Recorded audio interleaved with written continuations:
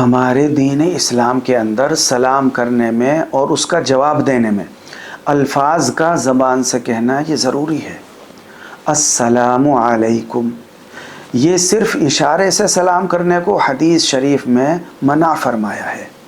البتہ ایک حدیث میں یہ ہے جو ترمذی شریف کی ہے کہ ایک دن اللہ کے رسول صلی اللہ علیہ وسلم نے کچھ عورتوں کو سلام کرتے ہوئے اپنے ہاتھ سے اشارہ بھی فرمایا۔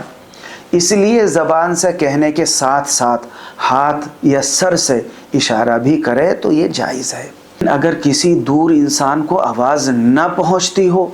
یا کسی اور وجہ سے زور سے بولنا مناسب نہیں ہو یا آواز نہ سمجھی جا سکے تو زبان سے السلام علیکم کہتے ہوئے ہاتھ سے اشارہ کرنا یہ جائز ہے۔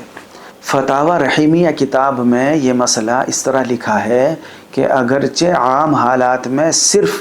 ہاتھ یا سر سے اشارے سے سلام کرنا یا سلام کا جواب دینا جائز نہیں ہے، لیکن جہاں الفاظ کے ساتھ اشارہ کرنا عام لوگوں میں احترام اور عزت کی نشانی بن چکی ہو وہاں الفاظ کے ساتھ اشارہ بھی کرنا یہ جائز ہے، اگرچہ اس صورت میں بھی صرف الفاظ ہی بولنا زیادہ بہتر ہے۔ اسی طرح بلا وجہ سلام کے وقت سر تک ہاتھ اٹھانا یا سلام کے بعد سینے پر ہاتھ رکھنا یا الوداع کے وقت صرف ہاتھ اٹھانا یہ بھی کسی حدیث سے ثابت نہیں ہے، لہٰذا اس کو سنت نہیں سمجھنا چاہیے۔ لیکن اگر کسی کی عادت بن چکی ہے یا عرف عام کی وجہ سے احتراماً کوئی کر لے تو اجازت تو ہے اس کی، کر سکتے ہیں،